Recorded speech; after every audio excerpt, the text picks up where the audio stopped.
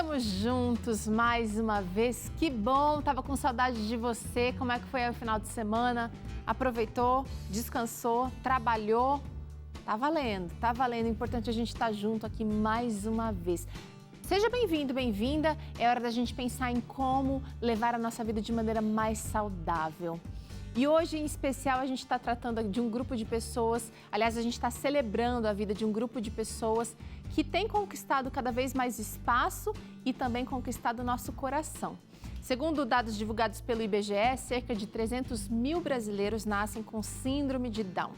Mas mesmo sendo assim comum, muitas pessoas ainda têm dúvidas e ideias equivocadas sobre essa síndrome, principalmente no trato às pessoas que são portadoras. Por isso, no programa de hoje, nós vamos esclarecer algumas dúvidas sobre esse assunto e a gente convidou aqui a pediatra, a doutora Paula Lenfers, para nos ajudar nessa missão. E você quer fazer parte do programa? Quer contar pra gente um pedacinho da sua história? Quer contar pra gente um pedacinho, ou quer, na verdade, tirar suas dúvidas? Aproveita, olha, nosso canal tá aberto para você. Através do WhatsApp você consegue falar com a gente, falar com a nossa doutora aqui convidada. Usa o QR Code aqui na sua tela, ou então anota o nosso número. Ele é 12 98266 0004. Doutora Paula, bem-vinda ao Vida e Saúde, tudo bem? Saudade de você já, viu? Oi, gente, obrigada. Também tô com saudade, né? Virou o ano, tá na hora da gente começar a se encontrar. Tá na hora. Se Deus quiser, a gente vai fazer esses encontros presenciais muito em breve. Mas a gente está em festa hoje, doutora, porque a gente tem avançado nesse sentido, né, da inclusão também dos portadores de síndrome de Down. Vamos esclarecer para essa galera que está assistindo a gente o que é essa síndrome? A síndrome de Down, ela é uma condição genética. Então, você nasce portando essa alteração nos seus cromossomos. Todos nós possuímos 46 cromossomos, 23 pares. Na síndrome de Down, a pessoa possui 47 cromossomos. Então, na posição 21, ela tem 3 cromossomos ao invés de 2, como o restante da população. E isso traz algumas características físicas e também mentais e também emocionais dessa pessoa que tem a síndrome, né?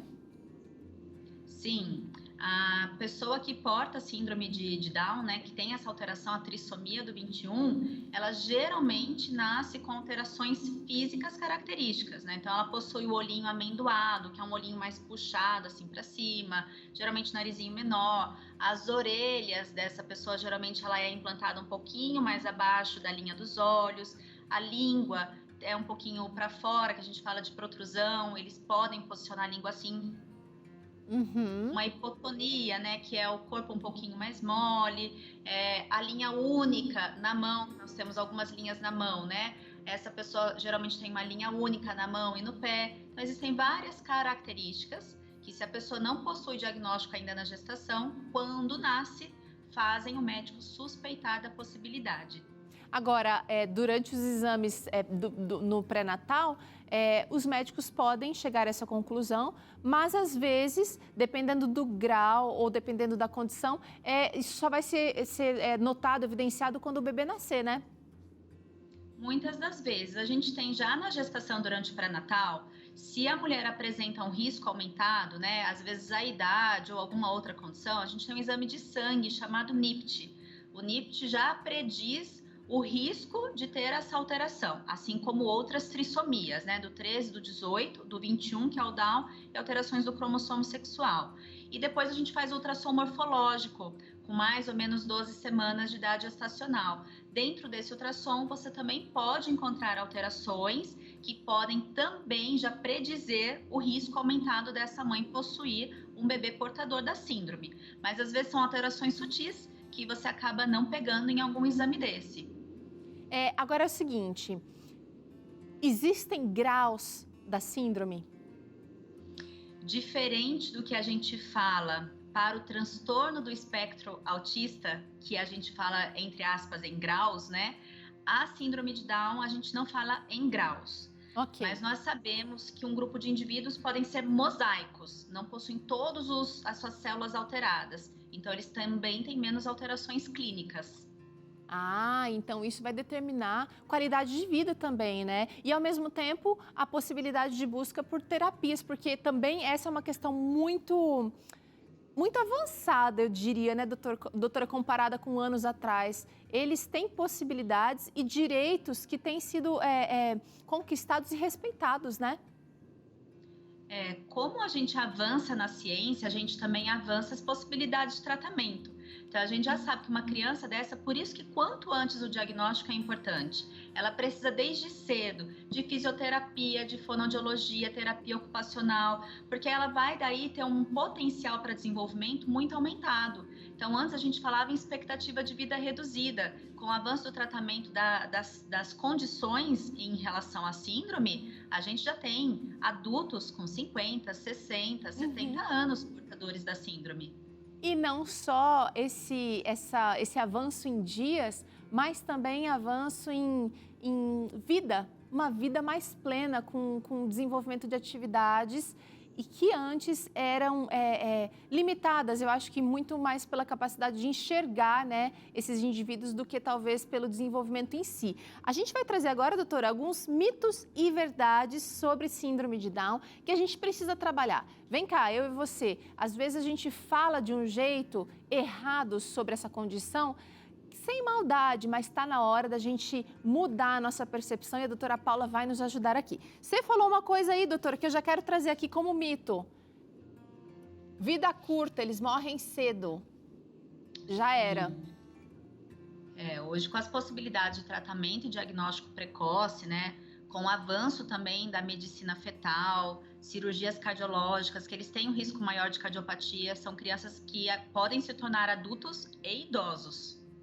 Ok. Vamos lá, outro mito. Vamos trazer uma verdade agora? Eles podem praticar esportes. Podem e devem praticar esportes, isso aumenta a qualidade de vida, faz também, né, propicia a inclusão social, desde que, é claro, né, atividades corretas para a faixa etária, né? Então, pode praticar. Legal. Tem alguma específica, doutora, que ajudaria, inclusive nessas condições em que o Down está mais sujeito? Por exemplo, natação é uma boa atividade física. Lutas no geral, judô, taekwondo, né?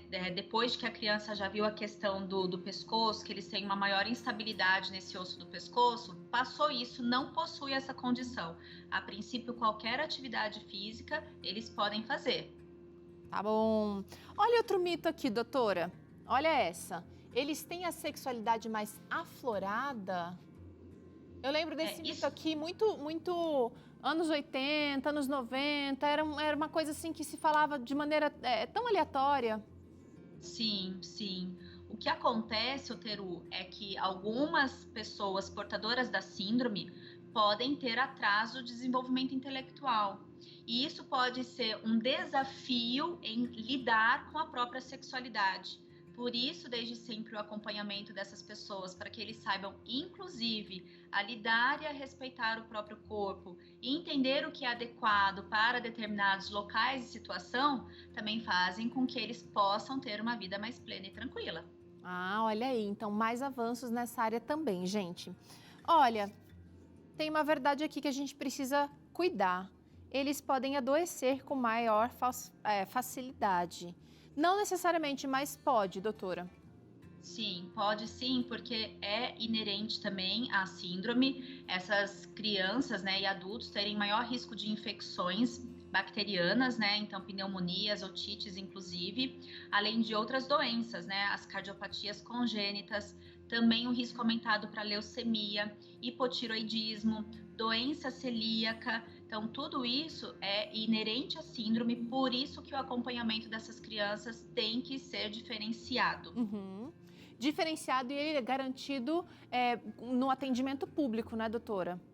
Sim, garantido no atendimento público.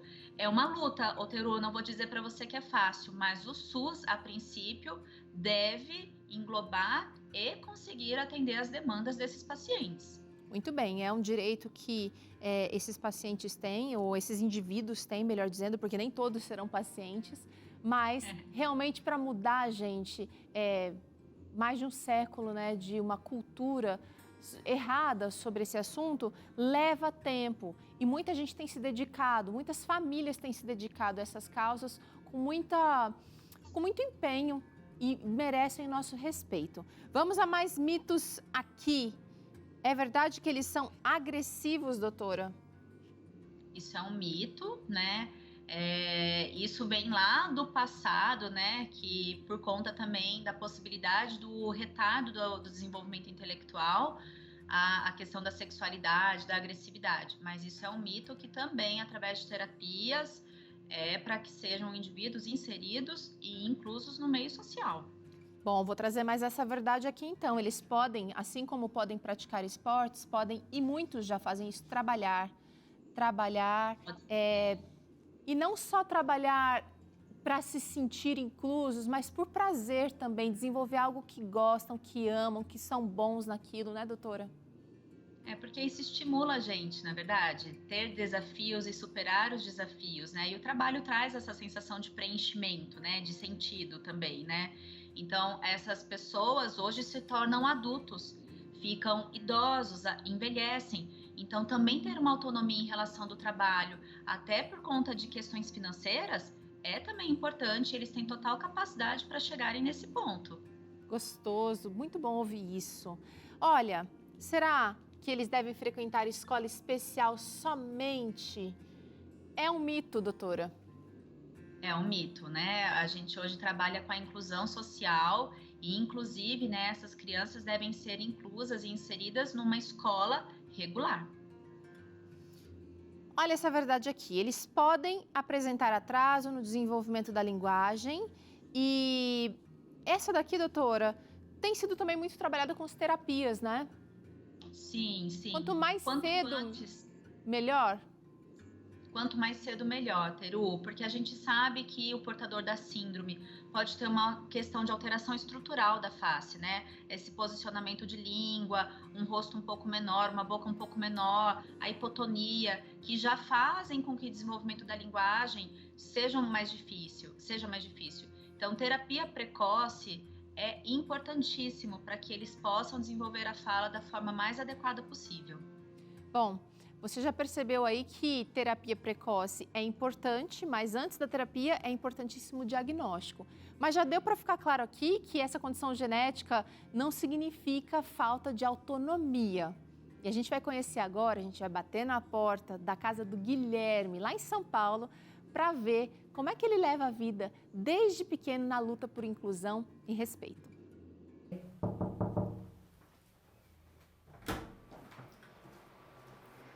Bem-vindos!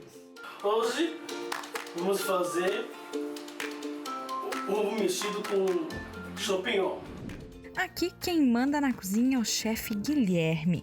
Ele tem 28 anos e é formado em gastronomia. Desde pequeno já sabia o que queria ser quando crescesse, influenciado, é claro, pela avó e pelo pai que amam cozinhar.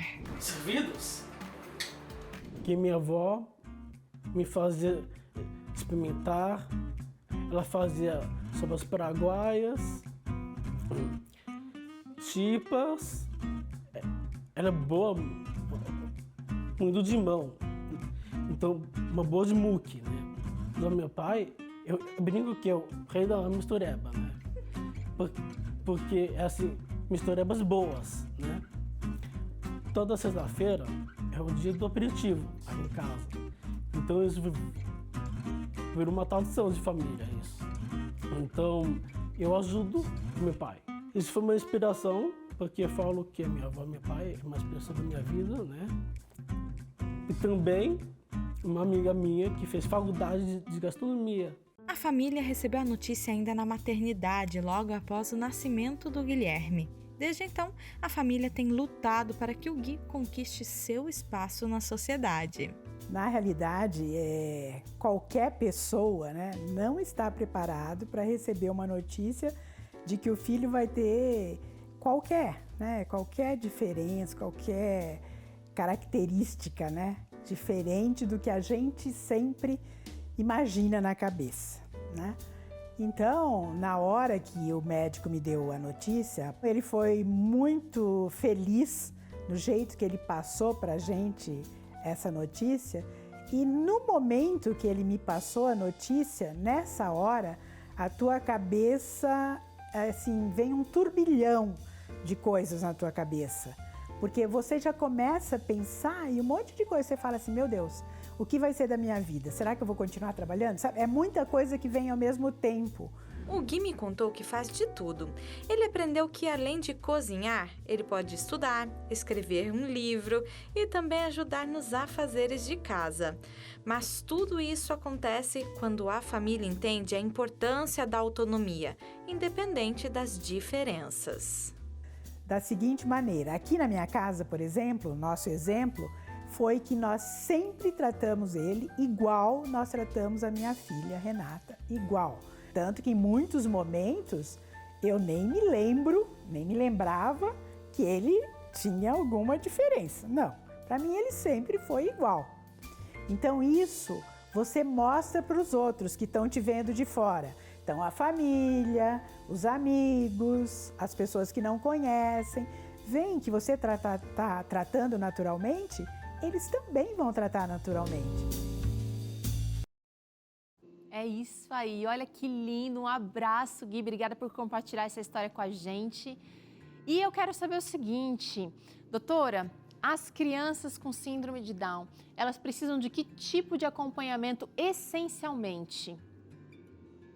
Logo de cara, Teru, a gente precisa de um acompanhamento com o cardiologista para ter certeza se essa criança possui ou não alguma alteração cardiológica, já que cerca de 1 a cada 4 pessoas portadoras da síndrome possuem cardiopatias.